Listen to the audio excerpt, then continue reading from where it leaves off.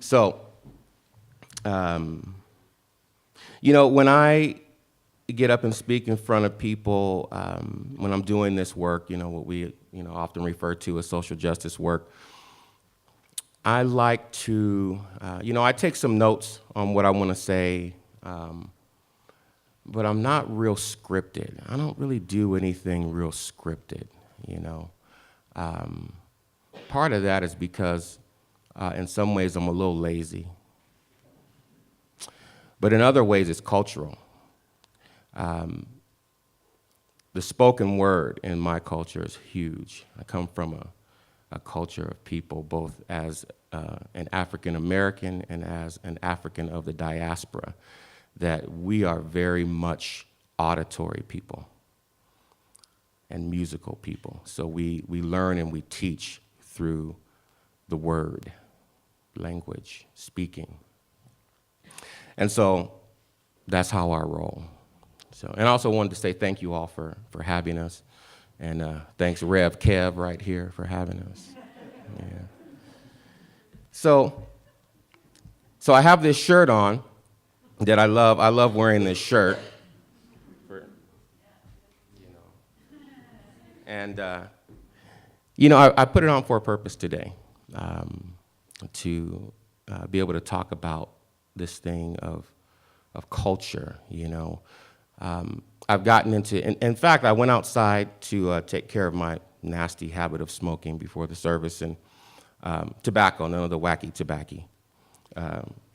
And there was a white guy that drove by in his car, and he was smiling at me, and he was pointing to my shirt, and he was like, yeah.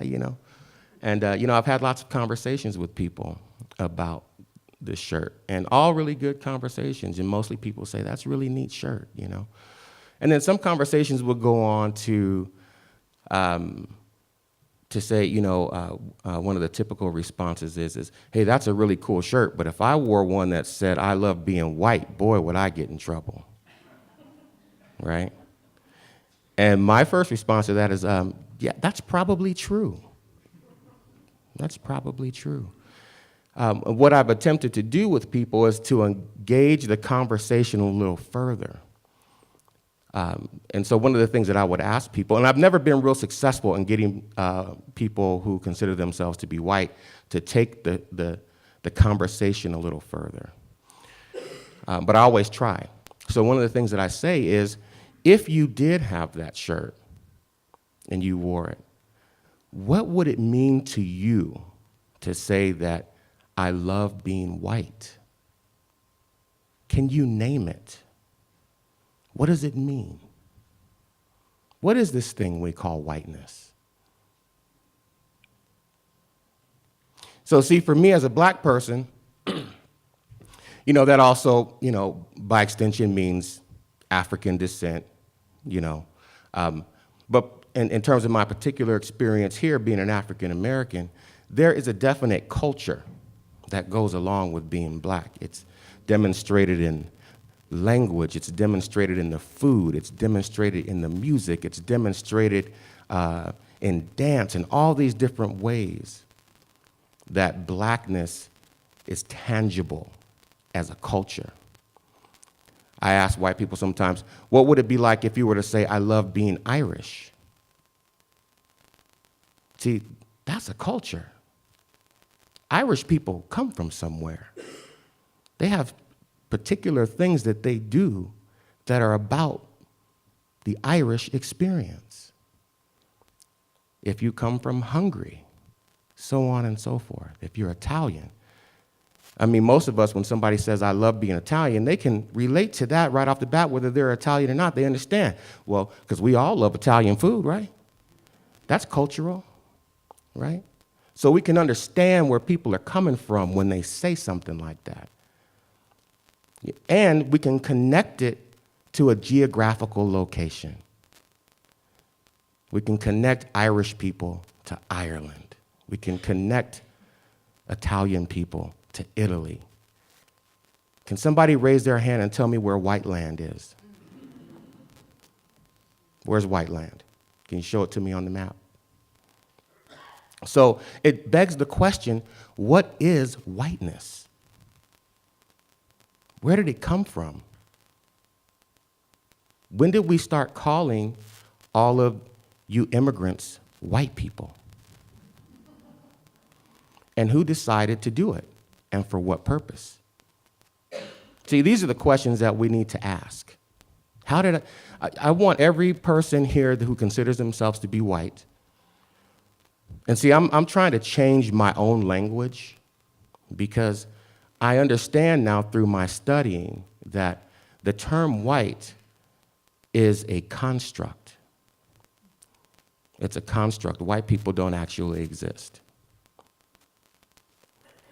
It's an invention of the elite who run the world that sought to establish social control for a group of people that they were bringing in from outside of these shores to be their slaves, which included all of you who consider yourselves to be white. You know, we have this story, you know, history, which I call his story. It's always the story that those who are in charge want you to know. That's what history is, unless you do your own studying once you've been indoctrinated in the American school system. You have to go outside of that in order to get an authentic, real picture of who we are and what the world looks like. And if you don't do that, your education is sorely lacking. So we've all been miseducated. You know, white people have been miseducated about who they are, and black and brown people have been miseducated about who we are and our contributions to the world. So we all need a re-education program. That's the real truth. If you really are serious about being dedicated to ending racial oppression, it's important that you understand that you need to re-educate yourself. I needed to re-educate myself as a victim of oppression. You know, there are lots of things that I learned about who I was and who my people were according to the history that I've been taught, you know, which was very little. You know, most of what I learned about people of the African diaspora begins with slavery. You know, there's no mention of the fact that it's African people that brought civilization to the entire planet. That African people are responsible for the sciences, math, astronomy, astrology, all of those things came directly out of Africa and were given to the rest of the world. You know, had I known that growing up, my life would have been a lot different growing up. Things would have been a lot different. I would have walked with a different kind of sense of self. You know, so it's really tragic that you know, black and brown people didn't get to hear the truth about our contributions to the world. If you really want to know about that part of history, study the Moors. The Moors is just another word for black, in case anybody doesn't know.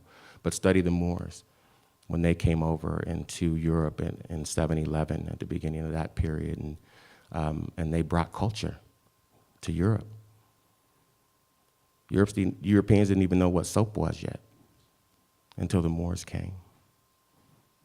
They were 99% illiterate until the Moors came. So it's important to balance the scales and tell the truth. And we have to uncover the truth and be willing to be uncomfortable in the process, you know? So, anyway, I always invite people who consider themselves to be white to really look at, where do you come from? What is your cultural heritage? And learn to appreciate that, because, see, one of the things that has hurt white people the most is having to give up culture to become white. Having to give up cultural identity to become white. And why did you have to do that? Because there were bennies that came along with it. There were bennies that came along with it. Because the term white, by the way, was not introduced into the general English lexicon until 1664. That's the first time that you see the term white in any kind of legal document, 1664. And it has its roots in, because so many immigrants were being brought across into the colonies. And yet you had native peoples, you had some African people. That's another big myth that people don't understand, that Africans came here starting with the slave trades. Africans had been circumnavigating the globe for hundreds of years before Christopher Columbus ever got here. So we've been here forever.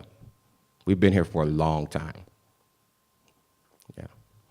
So that's a part of the study that needs to happen. People need to see that.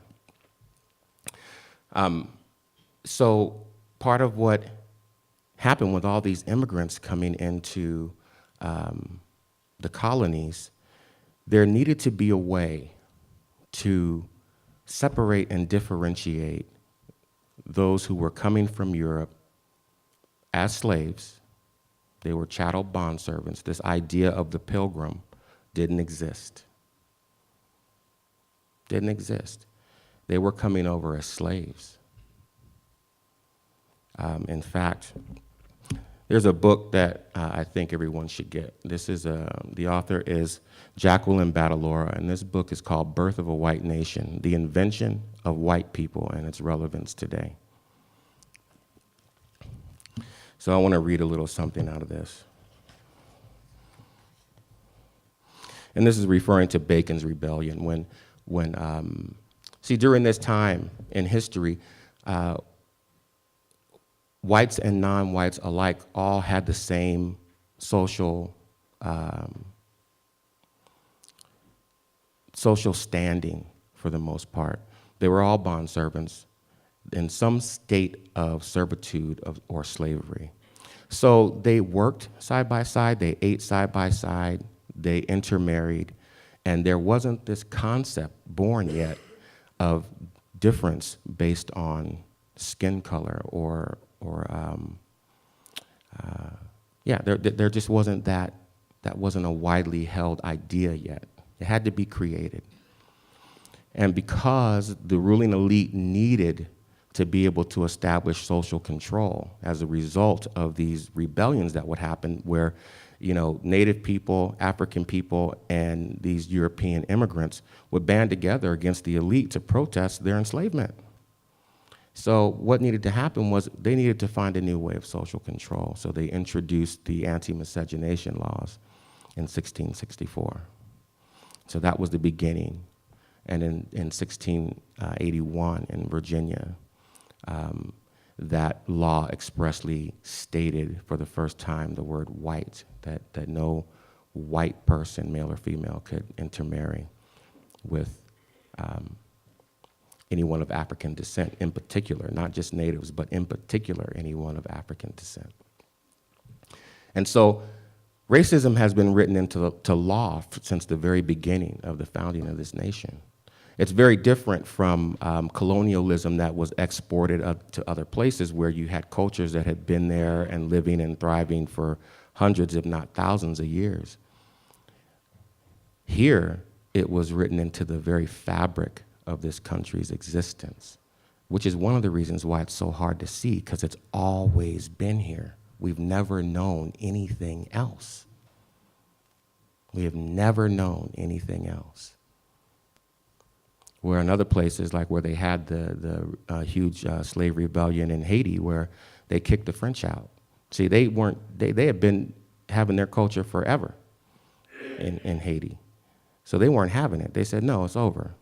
We're done with this. And they gave them the option, leave or get your head cut off. Most of them left. They even gave them food and weapons and said, go. The ones that stayed, because they were done, So many nations, have a much different experience with racism than ours. Ours was built into the fabric of our country. So when I think of things like what can we do? Or what can you do? And also, I wanted to take a moment to acknowledge that perhaps not everyone in this room identifies as white. And I just want to acknowledge that. I think that's very important because even those who may look white don't necessarily identify that way, you know. So what can we do? Re-educating ourselves is the most important thing that I see. It's a shame to me that, you know, my kids going to school, they're still dealing with the same thing that I dealt with, and it's even worse. It's even worse now. My daughter came home from high school in an honors history class with the section that they were doing on the KKK, and it read like a poem of, you know, like just some naughty boys. Told nothing of the history of what the Ku Klux Klan was about. Nothing, you know, and the fact that we are still in a place where, you know, the history of African peoples begins with slavery. What kind of notion does that put in someone's head about a people? That their history has always been about enslavement and oppression. You know, we still refer to the land of Egypt, or Kemet, as I call it, which means the black land. That was the original name given to it by its people. We still refer to that as the Middle East as if it's not a part of Africa, so as to disassociate black people with that great history that belongs to us. We were the kings of Egypt. The people that occupy that land now didn't come till well after those pyramids were built. That is not their land. They're foreigners. So education is really, really important. Being willing to re-educate oneself. Being willing to be uncomfortable. And to piggyback on what Bill said, being willing to acknowledge that we have all been brought up in a system that tells us things are a certain way, and it's not true. So one of the things that we do within our workshop, and for those of you who stay for that, we have some agreements that we ask people to buy into. And one of those agreements we call amnesty. And our idea of amnesty is that we have to